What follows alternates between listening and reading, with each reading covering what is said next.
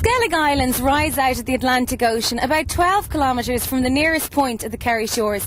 We're about to board a boat now to go out and see what the Skelligs are all about.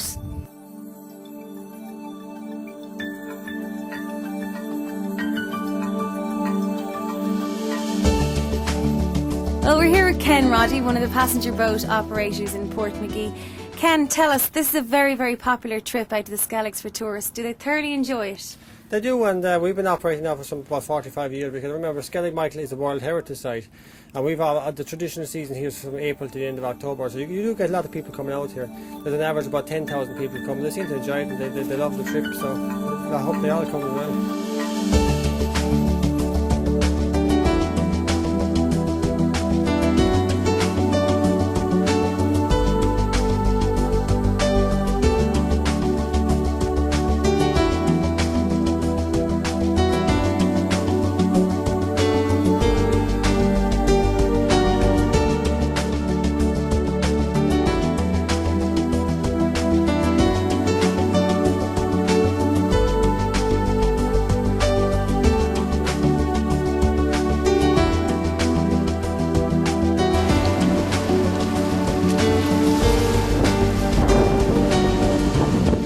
The boat trip to the Skelligs takes approximately 45 minutes, but the scenery that awaits your arrival is spectacular. Guides work on the island and give you all the information needed. There are no shops or facilities on the island, so make sure you come prepared with food and drinks for the 2-hour stay.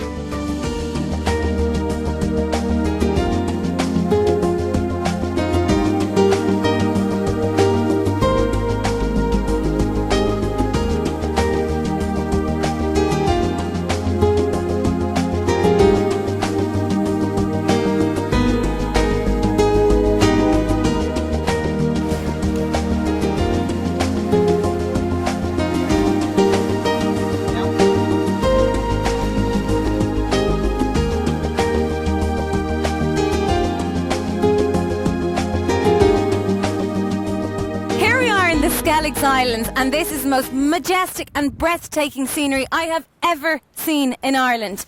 Unfortunately, I'm about a quarter of the way up and I have to take a break already.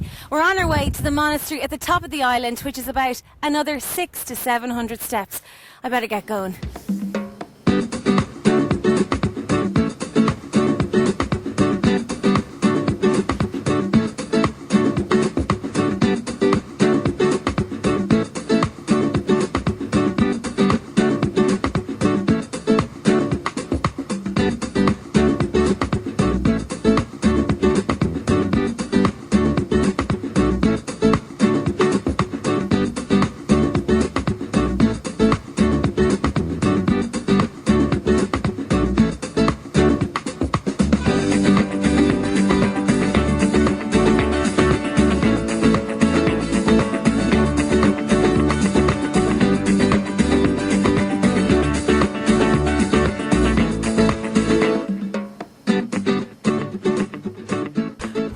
And finally, I've reached the very top of the Skelligs Island, and it was worth every single step for this fascinating scenery.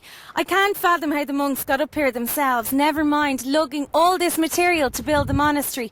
But I'm really looking forward to going in and seeing exactly what they did build.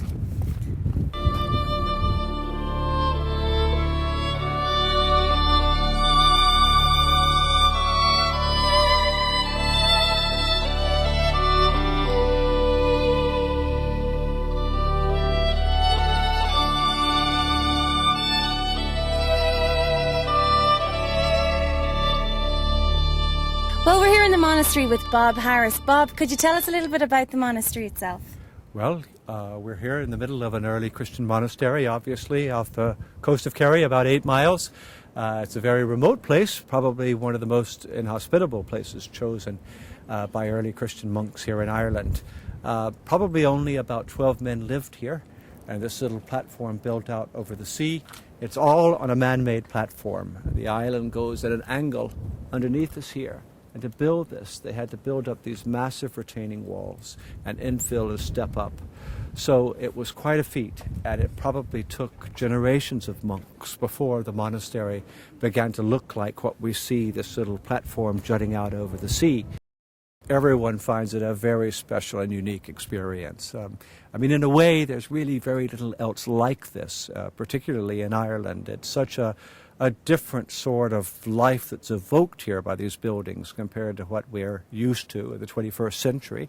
And just the climb up the steps, and of course it's covered with bird life. There are about 7,000 or 8,000 puffins here at this time of year, and they're quite tame. You can walk right by them, you can practically pick them up, but don't try doing that because they'll bite you. But the bird life is overwhelming here, and you sail by the little Skelligs, and there's 50,000 gannets there, which have up to about a 6-foot wingspan, and they're diving into the sea, and it's just the abundance of life in the sky, of course, is phenomenal.